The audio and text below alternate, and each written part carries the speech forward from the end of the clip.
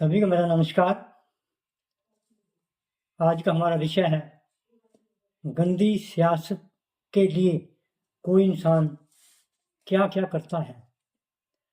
आज के दौर में सबसे बड़ी जो दिक्कत आ रही है युवा वर्ग के अंदर, कई सियासत के भूखे लोग ऐसी ऐसी सियासत करते हैं, उनके मन में ये बात कैसे उपज रही है ये किसी के समझ नहीं आ रही।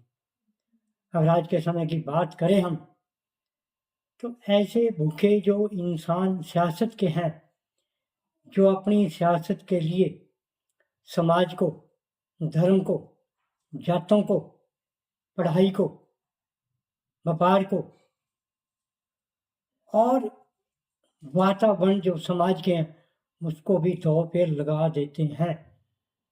ऐसे लोग जिनके मन के अंदर एक समाज के प्रति, एक जाति के प्रति इतनी घृणा पाले बैठे हुए हैं, उनके मन में शायद एक बात उपज रही है कि शायद मैं देश का बादशाह बन जाऊं, मैं शायद दंगे फसाद करा के एक प्रधानमंत्री बन जाऊं, शायद मैं जातों के अंदर दंगे फसाद कराकर मैं अपनी कौम का बादशाह बन जाऊं, मेरी को कौम हार पाएगी, मेरी को कौम सलाम करेगी, मेरे को कौम राजा मानेगी।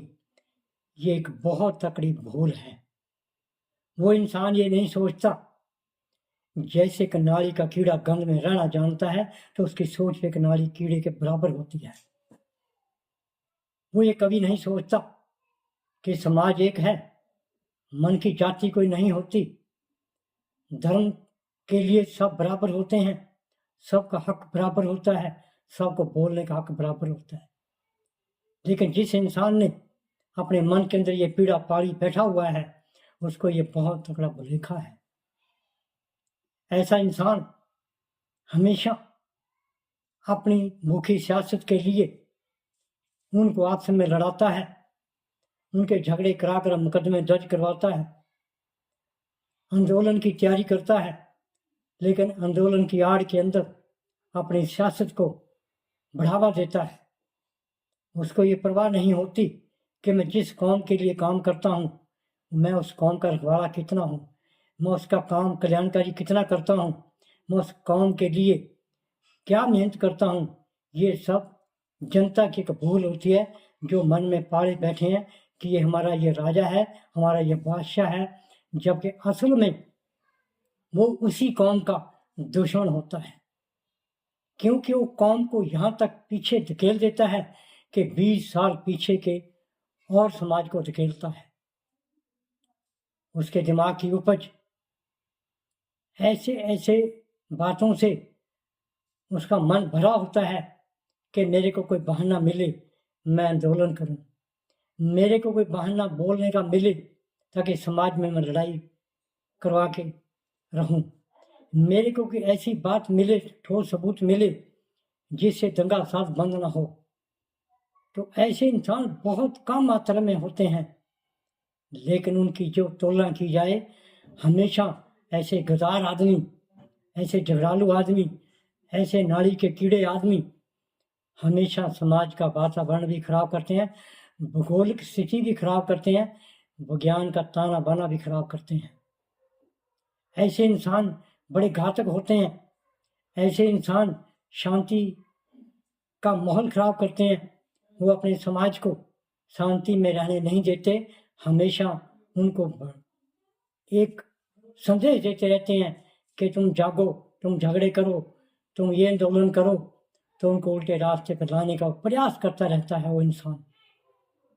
लेकिन उस इंसान की सोच, जहाँ तक ये नीति की बात उसकी बनती है, वो बिल्कुल सरेआम एक समाज के, एक धर्म के, एक जाति के, एक मानवता के खिलाफ होती है। ऐसे इंसान को जब अपनी पीड़ा होती है, फिर वो समाज की तरफ, धर्म की तरफ भागता है। जब उसका मतलब निकल जाता है, फिर वो अपनी सियासत, गंदी सियासत खेलता है और उसी समाज के साथ उसको आगे कर कर पीछे आप नेतागिरी करता है तो आगे कर कर सियासत खेलता है, गंदी राजनीति करता है, गंदी विचारधारा पैदा करता है। तो आज सबसे बड़ा दुख की बात है, जो ऐसे लोग समाज को गंदा कर रहे हैं, उन लोगों के प्रति सचेत रहने की बात हमेशा हमारे को जागृत होना होगा। हमेशा ऐसे इंसानों से घबराना नहीं चाहिए।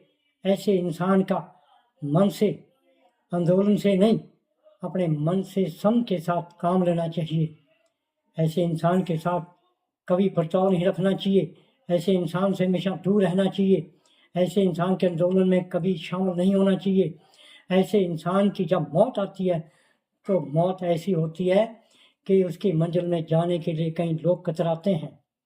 अगर कोई मजबूरी में ऐसे इंसान की मंजिल में जाता है, सिर्फ वो ये मन में यही कहता है चलो छुटकारा हो ऐसे पापी इंसान का, अब समाज ठीक रहेगा, अब माहौल शांत हो जाएगा, तो इंसान उसकी तुलना फिर उस धारा से करते हैं कि अच्छा छुटकारा हुआ ऐसे इंसान से। क्योंकि समाज में चंद लोग ही होते हैं जो ऐसे काम करते हैं, ऐसा बुरा सोचते हैं, समाज को उलझाते हैं, धर्म को उलझाते हैं। लेकिन ऐसे इंसान अपने मन में जो पाले बैठे हैं कि हम बादशाह बन जाएंगे, वो एक इनकी भूल है। वो बादशाह तो नहीं बन सकते, वो नाली के कीड़े जरूर बने रहेंगे।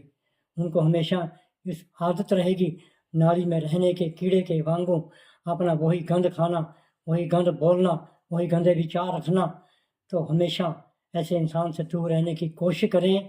ऐसे इंसानों को अपने घर में ना बुलाएं, ऐसे इंसानों के आए बैठकर ना करें, ऐसे इंसान के गल में हार मत पाएं, ऐसे इंसान को हमेशा ऐसे भेंट ना करें जिससे उसका मनोबल बढ़े। हमेशा उसको नीचा दिखाने की कोशिश करें ताकि उसको महसूस होए कि मैं एक गंदा इंसान हूँ, मेरे गंदे विचार हैं, मैं एक गंदे आंदोलन करता हूँ, मैं लोगों को भड़काता हूँ, मैं लोगों को धर्म के अंदर बांटता हूँ, मैं जातों के अंदर बांटता हूँ, ताकि उसका महसूस हो। तो आने वाले समय में हमारे को समझना होगा कि ऐसे इंसान कौन है, तो उनसे दूरी बनाए रखना और अपने समाज को स्वच्छ रखो, अपने समाज को अच्छा रखो, धर्मों के अंदर ऐसे गलत विचारधारा ना पैदा होने दें। जय हिंद।